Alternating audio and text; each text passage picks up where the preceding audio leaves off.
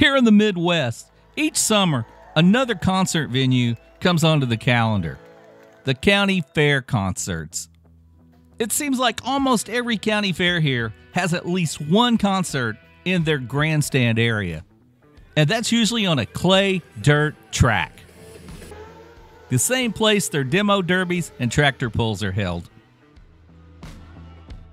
You can be assured these will be hot, dusty, and no shade anywhere except for the tents that you bring. And here in the Midwest, humid.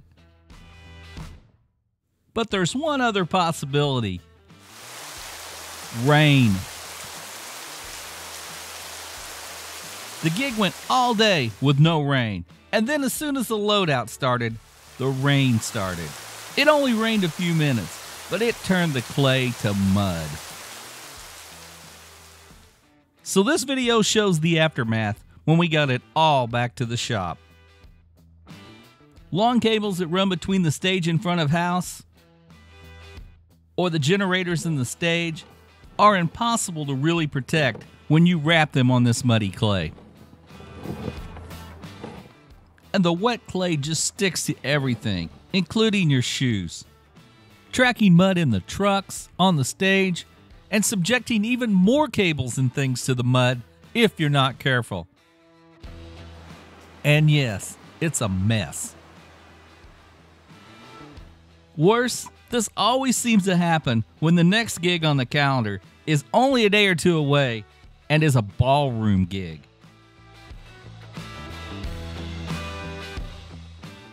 So it has to be cleaned, and cleaned well.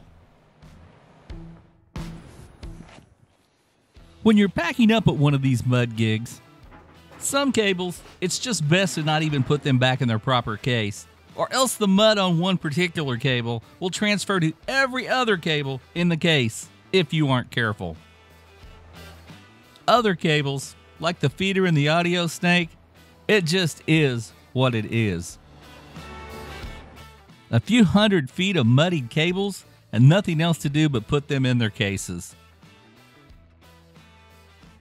So for the feeder, we soaked it and then we wiped it down with rags as we worked it back into the case. The molly pair cable, on the other hand, got the car wash treatment.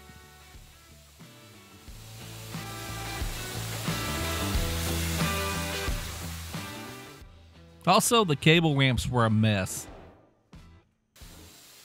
so they got the car wash treatment too. The mud gets into casters. The rain splashes it up onto cases and cabinets.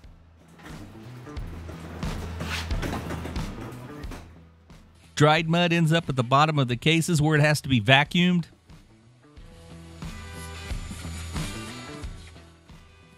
You sweep the back of the trucks and then you sweep them some more. Water and wet rags. Car washes and pressure washing. Eventually, things start looking respectable again.